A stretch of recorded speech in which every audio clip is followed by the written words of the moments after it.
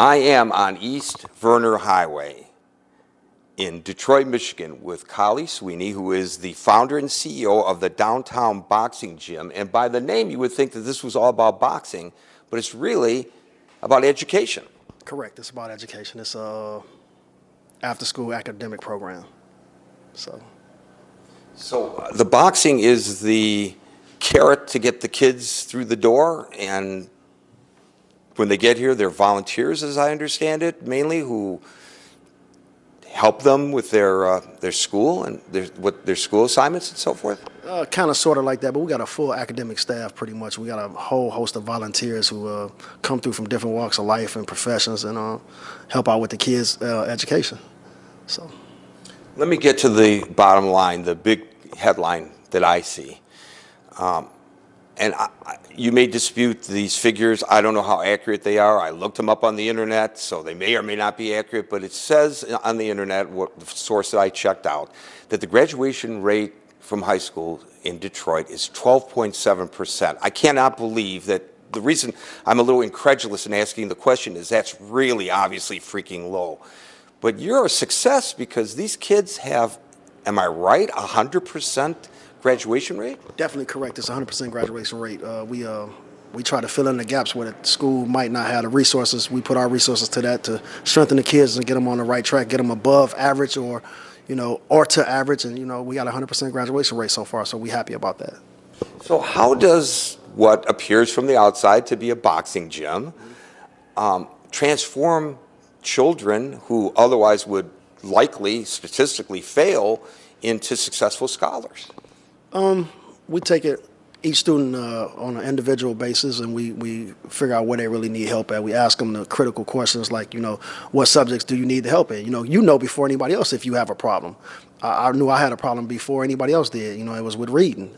And so if I would have just sought out the right help, I probably could have found it. You know what I mean? So right now we give them those options, and we tell them how important education is, and a good reading fundamentals are good, and math fundamentals are good too. You can't do calculus. You know what I mean? You can't just bypass that and just start doing calculus. You know what I mean? You have to get the fundamentals down packed first. So we go back and start with the basics, and we get them up to speed, and then they become stronger throughout the year. Now, you're not an educator. You may say that. Well, I mean, you're not a trained educator, right? Again, you may say that. Well, correct me if I'm wrong. You are wrong. All right, explain it. Life is the greatest teacher, and I have a lot of life experience, and after so many years on this earth, you become a teacher. And I'm passing on the wisdoms as far as the mistakes that I've made in the past and the opportunities that slipped through my fingers that I should have took, and the times when I should have stepped up and been forceful and said, hey, listen, help me, I need help. I'm able to tell kids about that. So how does a guy like you, who has no formal training as an educator, get this kind of a vision, and not only have the vision, but actually make it happen?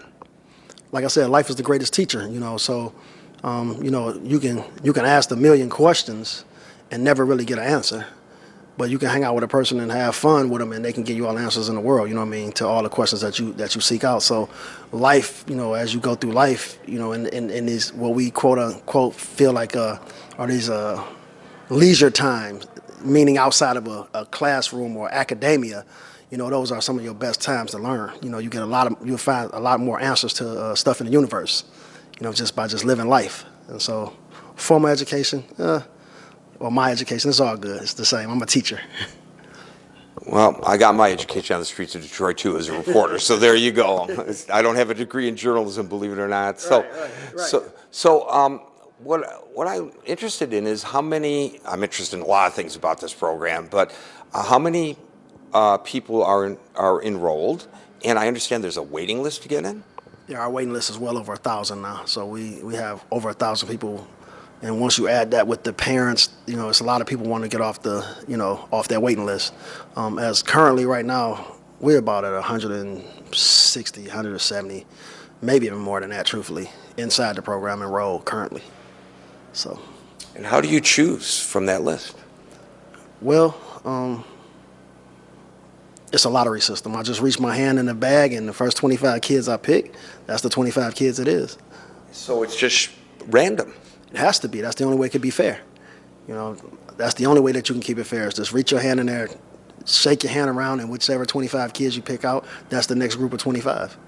So you're not picking the creme de la creme in order to prove at the end that you're successful. You just pick kids from the neighborhood or anywhere in Detroit, and whoever happens to come out of the bag comes into the program. You know, whoever comes out of the bag and they get a chance to come through the program, whether it's a good fit for them or not, everybody still has the potential to be the creme de la creme. You're not the creme de la creme until it's all said and done. So everybody has that potential. We just got to tap into it. And how do you fund the program? Strictly out of my wallet. Come on. Strictly out of my wallet. No, we would crash and burn. The community been a big support for us. People in the community from the corporate side, the individual donors, people from all across the country, all across the world, who may send in a check maybe as low as $5 or as high as $1 million. But you know, it's just the average day Joe who can relate to educating the kids in our community, which is the super most important thing in the world. You know, now that I see that it's a success, it seems like a very simple way of getting to kids, because you provide a program, they want to box. In order to box, books before boxing, I'm told, is the motto here. I understand that. Would this model work using other carrots to get kids who are interested in other activities through the door first? Boxing is not the only thing that we do. We have, you know, guys who play chess. We have guys who play soccer and, you know, kickball, baseball, and also we have a STEAM lab where guys are super into the science and techie stuff. We have a music studio where people are super into the music. So boxing isn't the only thing that encourages kids. It's the mentorship, it's the camaraderie, it's the brotherhood, it's the sisterhood, it's the family environment, it's all the things, the safe environment, and you know, just a cool place for people to go, and that's what attracts the kids. And so, as far as to your question, do I think it could help with it? I mean, can it help other organizations? I mean, it's always been out there. It's always been a football program somewhere. It's always been a baseball program somewhere. It's always been something like that where there's a coach somewhere, you know, giving good advice. So, have other people who want to do similar things, both in Detroit and maybe elsewhere in the nation, come here to meet with you to get an idea how to get it done? We've had people come from from all over the world who've came in and sat down and watched our program and asked the critical questions, and we more than eager to help them, because we can't reach every single kid. As you can see, we have a waiting list. We can't reach every single kid, but through our partners across the country and across the globe, we can reach other people. So we just help those guys out, tell them the steps and to avoid the pitfalls we went through early on. So I guess my last and perhaps most basic question is, how do you take children from a community where there's not a success rate in the public education system, and where they must see that that's the norm, and it must not be the priority either in the family or in the community or in the school? I don't know. There could be a whole host of reasons for that, and convince that child you're going to be a success.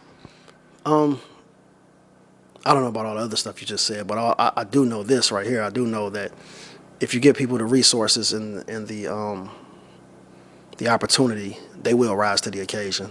So if it's something there, they will utilize it, and that means everybody and anybody. If I have a electric lawnmower opposed to that old push thing that my grandfather had, I'm gonna use the electric one. All I need is the resources and the tools. So we give our people the tools to work with. They'll use them. So. Well, I want to congratulate you on what you're doing, and hope for the best, that this continues, maybe expands, and hopefully some folks who are watching this little interview might be inspired to follow your example and start a program. It may not be boxing, it could be basketball, it could be anything. Cricket.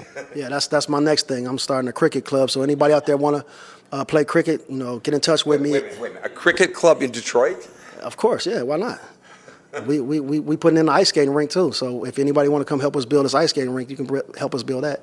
Well, when you do the bocce ball, I'll be back, because that's more my speed. Okay, bocce ball it is. Kahli Sweeney, thank you very much. And how can people contact you if they want to assist or get more information? This lady right here. DowntownBoxingGym.org. There you go. Thank you very much. Congratulations. Thank you.